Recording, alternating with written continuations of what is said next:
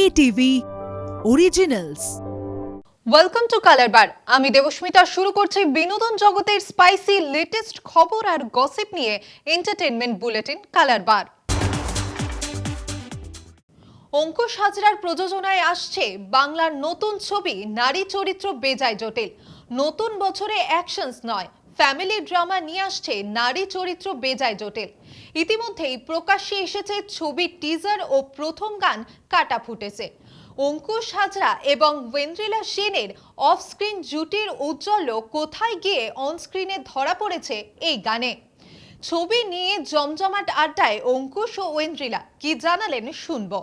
অনেকেই নারীদের চরিত্র নিয়ে অনেক রকমের সংজ্ঞা দেন, কিন্তু বললে হবে না, নারীদের থেকে কিন্তু পুরুষরা এবং নারীদেরকে কোথাও একটা জায়গাতেই রাখলেই বোধহয় ভালো। তবে অনেক অনেক রকমের সংজ্ঞা এবং নতুন গল্প নিয়ে আবারও একসঙ্গে পর্দায় অঙ্কুশ এবং ঐন্দ্রিলা, তোমাদেরকে দুজনকেই কলকাতা টিভিতে অনেক অনেক স্বাগত। Thank you. আগে জানি কেমন আছো? খুব ভালো, তুমি ভালো আছো? আমিও ভালো আছি। শীতকালটা কতটা পছন্দের? শীতকাল আমার সব থেকে বেশি পছন্দের। আমি শীতকালে সব থেকে বেশি এনার্জেটিক থাকি, আর আমাকে মোটামুটি তুমি যা কাজ করতে বলবে আমি সব করে দিতে পারবো। শীতকাতুর একেবারে একদমই নই। অঙ্কুশ দা, শীতকাল না, মানে? আমার উইন্টার সিজন প্রচন্ড পছন্দ। হ্যাঁ। শীতকালে আমি প্রচন্ড আমি ইনফ্যাক্ট অ্যাক্টিভ থাকি পুরোপুরি। সে শুটিং হোক যাই হোক, যতক্ষণ খুশি শুটিং করাও, যতবার খুশি টেক নাও, শীতকালে আমার কোনো না। ল্যাথার্জি নেই। বেশ, একটু আমি ছবির ক্যাপশনে দেখছিলাম যে বড়দিনের সবচেয়ে সরল ছবি এটা, তাই তো? সরল। হ্যাঁ, এটা ক্যাপশনটা হচ্ছে যে মেয়েদের জটিলতা বুঝতে সব থেকে সরল ছবি, উইচ ইজ ভেরি ট্রু। মানে এই কনসেপ্টের মধ্যে প্রচুর মেয়েদের জটিলতা নিয়ে ছবি আছে, কিন্তু সেটা এত সরল ভাবে বলা এবং এত সরল ভাবে প্রেজেন্ট করা, তাই জন্য আমার মনে হয়েছিল এই ক্যাপশনটা দিয়ে যে মেয়েদের জটিলতা বুঝতে নতুন বছরের সব থেকে সরল মেয়েরা ছবি। কি এতটাও জটিল হয়? তুমি নিজে আমাকে এই উত্তরটা দাও। আমি আগে তোমার কাছে আমরা কি প্রশ্ন জটিল? করলাম। একেবারে নয়, একদমই জটিল নই। শুধু আমরা একটু চাই, একটু অ্যাটেনশন চাই, একটু বেশি ভালোবাসা চাই, একটু নিজেদের হয়তো দোষেই রাগটা হয়েছে কিন্তু সেটা একটু মানতে চাই না, একটু এসে আমাদেরকে মানাবে। ঠিক বলছি তো? এখানে যারা মেয়েরা উপস্থিত আছো, একটু কেয়ার চাই। হ্যাঁ হ্যাঁ হ্যাঁ, চাইতে অসুবিধা নেই, মুশকিলটা সেটা কিভাবে চাই জীবনে সেটা। আমরা অনেক কিছু চাই, কিন্তু একটু চাই না, সে চাইতে অসুবিধা নেই, সেটা কিভাবে চাই সেটা আজ অব্দি বুঝতে পারা যায়নি। এই এরকম চাওয়ার কি তুমি পথটা ফিল কি করো? রকম ভাবে চায়। তুমি না না, ফিল আমি করো? আমি আজ অব্দি কি ফিল করেছি আমি নিজেও জানি না, কিন্তু পুরোটাই একটা জটিলতার মধ্যে, এটুকু আমি রিয়েলাইজ করেছি। কি বলছে এখন? না, নাকি ওর তো জটিলতার এক্সপেরিয়েন্সটা মধ্যে? আরো বেশি না, ও তো বিভিন্ন নারীদের সাথে সেটা এক্সপেরিয়েন্স করে এসেছে আর কি। এটা আমরা যে কতবার আলোচনা করেছি, তো ওর এক্সপেরিয়েন্সটা একটু বেটার। পুরুষরাও কম জটিল নয়, এটা ঐন্দ্রিলা আমার মনে হয় বেশি ভালো বলতে পারবে। তবে না জটিল নয়। নয় না, অঙ্কুশ একদম জটিল নয়। মানে ও যদি ঠিক করে আমি ঐন্দ্রিলাকে রাগিয়ে দেবো, ও রাগিয়েই ছাড়বে। বেশ, রাগিয়েই ছাড়বে। সেটা কেন বলছি বুঝতেই পারছি, রিসেন্টলিও কিছু জিনিস ঘটিয়েছো। তো ও অত নয়, ও একদমই জটিল। আচ্ছা, একটু দুজনেরকে একটু সবচেয়ে খারাপ গুণটা একটু বলো একে অপরের।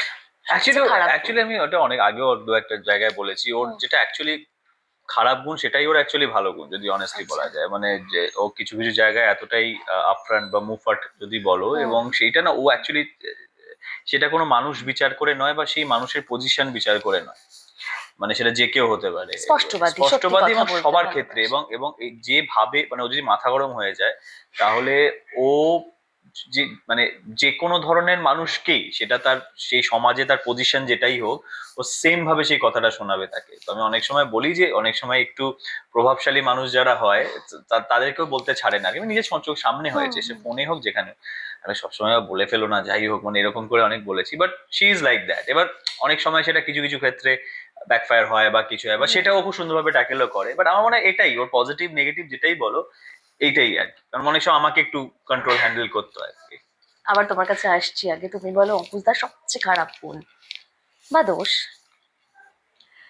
এটা তো মনে হয় আমি হাজারটা ইন্টারভিউতে বলেছি যে ভুলে যাওয়ার সিচুয়েশনটা তো মানে এখন তো আরো বেড়ে গেছে। যবে থেকে ছবির প্রেশার নিজের মাথায় নেওয়া শুরু করেছে, সবকিছুই ভুলে যায়, সবকিছু। আর আরেকটা জিনিস হচ্ছে যে ওর ভালোর জন্য যদি কিছু বলি, সেটা না ও আমাদের বাড়ির লোকদের কিছুতেই বিশ্বাস করবে না। আচ্ছা। যতক্ষণ না বাইরের কেউ ওকে সেই সাজেশনটা ধরো 1 মাস পরে দিল, 1 মাসে যে ওর ক্ষতিটা হলো সেটা আমরা 1 মাস আগে থেকে বলছি, ও শুনবে না, কিছুতেই শুনবে না। বাইরের হয়তো এসে কেউ বললো যে অঙ্কুশ আমার মনে হয় যে এটা ঠিক না, তখন এই সেম শুনবে। কথাটা আমাকে এসেই আবার বলে। আচ্ছা। ডেফিনেটলি এটা খুব বাজে গুণ। আচ্ছা, সত্যি কথা বলছিলে যে তুমি নাকি স্পষ্টবাদী, এর জন্য কাছের বন্ধু হারিয়েছো মানে তোমার? মানে স্পষ্ট হুম। কথার জন্য স্পষ্ট কথা হয় না যে দেখো, সত্যি কথা বলতে গেলে অনেক সময় অনেকের খারাপ লেগে যায়, সে সরে যায়। দেখো আমি একটা জিনিস মনে করি, যারা আমাকে চেনে, যারা আমার অ্যাকচুয়াল কাছের বন্ধু, যখন সত্যি কথাটা আমি তাকে বলেছি, সে রিয়েলাইজ করেছে, থেকে গেছে এখনো। আমাকেও সে কোনো না কোনো সত্যি কথা বলেছে, আমি রিয়েলাইজ করেছি, থেকে গেছি, তখন হয়তো ঝগড়া হয়েছে, হুম। কিন্তু তারপরে আমরা কিন্তু একসাথেই আছি, কাছের বন্ধু। কিন্তু যে অ্যাকচুয়ালি আমার কাছের বন্ধু নয়, তাকে যখন আমি মুখের ওপর তার অস্তিত্বটা বুঝিয়ে দিলাম, সে কেন থাকবে আমার জীবনে? আর আমি মনে করি আমার জীবনে থাকারও কোনো প্রয়োজন নেই। মানে এইভাবে এরকম যাদের সঙ্গে মনে হয় যে এরা থাকার নয়, আমি দুজনের হুম। কাছে এই প্রশ্ন, সরিয়ে দিতে পছন্দ করো নাকি এড়িয়ে চলা তাদের আমি থেকে? এড়িয়ে চলা নয়, আমি একদম সরিয়ে দিতেই পছন্দ করি। আমার মনে হয় তারা আমার জন্য হার্মফুল। হ্যাঁ। আমার মেন্টাল পিস নষ্ট হয়ে যাবে এর থেকে। বাবা তুমি তোমার লাইফে ভালো থাকো, আমি আমার লাইফে ভালো থাকি। অঙ্কুশ দা? হ্যাঁ, বাট আমি অ্যাকচুয়ালি সেই অর্থে আর কি খারাপ বিহেভিয়ার বা ওকে বোঝানো যে আমি এড়িয়ে চলছি ওটা খুব একটা করি না। বাট হ্যাঁ, আমি খুব ইম্পর্টেন্ট কিছু কোলাবোরেশন, সেটা লাইফের যে কোনো ক্ষেত্রেই হতে পারে, কাজের ক্ষেত্রে, পার্সোনাল ক্ষেত্রে, সেগুলো অ্যাভয়েড করে যাই।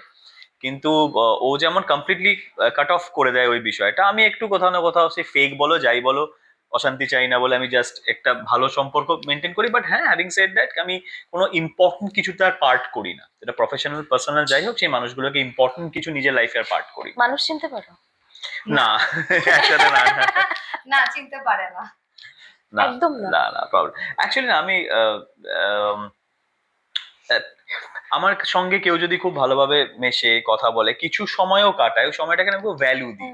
তারপর তখন না অত মাথায় বুদ্ধি করে ভাবি না যে এ কি অ্যাকচুয়ালি ম্যানিপুলেটিভ, এ কি অ্যাকচুয়ালি ক্যালকুলেটিভ, এই যে এই সময়টা মিশছে স্বার্থের জন্য মিশছে, এর কোনো ধান্দা আছে, তখন ভাবি না। কারণ বিকজ সেই মোমেন্টটা I am enjoying with the person, সেই মোমেন্টটা আমার ভালো লাগছে এবং সেইটাকে না ভ্যালু দিতে থাকি। সো তারপরেও না, যখন ওই ওই যে আধ ঘন্টা, 1 ঘন্টা বা একটা দিন সুন্দরভাবে সেই মানুষটার সাথে বা সেই মানুষগুলোর সাথে কাটালাম, তারপর থেকে না তারা একটা একটা ইম্পর্টেন্ট পার্ট হয়ে যায় আমার লাইফে। তো অন্য কিছুতে ডাকা তাদেরকে, কোনো কিছুতে এই করা এই করা, পরে আস্তে আস্তে এখন রিয়েলাইজেশন হয় যে পুরোটাই ওরা ধান্দাবাজি, পুরো আমার সাথে আহ, আলাপ করাটাই স্বার্থের খাতিরে বা এই জিনিসটা, পুরো বিষয়টা। তো তখন মানে আমার একটু হার্ট হয়। মানে ও আবার হয় না হার্ট, কারণ ও প্রথম থেকেই জানে যে স্পষ্টবাদী। ও একটা ব্লকেজ রেখেই চলে, যে যদি ওটা হয় তাহলে কিন্তু এই সব কটাকে আউট করে দেবো, কাইন্ড অফ। আচ্ছা। So which is a good sign, মানে কোথাও না কোথাও সাহায্য এই কম্প্যাটেবিলিটি খুব হুম, কাজ হুম। করে আর কি সেই জায়গা থেকে।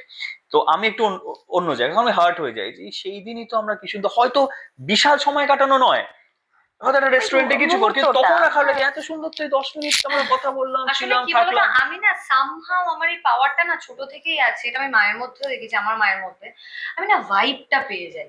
মানে আমি যখন আচ্ছা। বুঝতে পারি যে এ আমার সাথে থাকবে, তখন যদি আমি তার তরফ থেকে কিছু ধরো কষ্টের কোনো কথাও হুম। শুনলাম, আমি মানে নিজে থেকে চেষ্টা করি মিটিয়ে নিয়ে, কারণ আমি একে ছাড়বো না। এ মানুষ হিসেবে ভালো, হয়তো আমার হয়তো কিছু এমন বিহেভিয়ার পেয়েছে, খারাপ লেগেছে বা কিছু, সেখান থেকে হুম, কষ্ট হুম। লাগতে পারে, আমি আপ্রাণ চেষ্টা করে যাবো। কিন্তু আমি যখন দেখি মানুষটাই গড়বড়ে বা মানুষটাই খুব খারাপ, তখন তো আমার ওই যে এনার্জিটা তাকে দেব জীবনে রাখার জন্য, যেটা ও করে ভরপুর, সেটা তো আমার দরকারই নেই, আমি করি না সেটা। তার মানে বন্ধু তোমাদের কাছে কারা হতে পারে, মানে সো কল্ড বন্ধু? সো কল্ড না, আমার কাছে বন্ধু মানে আমার বন্ধু, মানে আমি তার জন্য প্রাণও দিয়ে দিতে পারি। ওই সো কল্ড ব্যাপারটা রাখলে তো আর সে আমার মানে ওই এর থেকে হাই হ্যালো কেমন আছো ভালো আছো একদিন চলো দেখা করি, এই অবধি ঠিক আছে। কিন্তু যখন বন্ধু বলছি, তখন তার বিপদে আপদে, তার ভালো সময় খারাপ সময়, সব সময় আমি থাকবো। ফিল মানে ঠেকে শেখে না অনেকে, এরকম হুম। হচ্ছে খারাপ সময় কাছের মানুষদের পাওনি?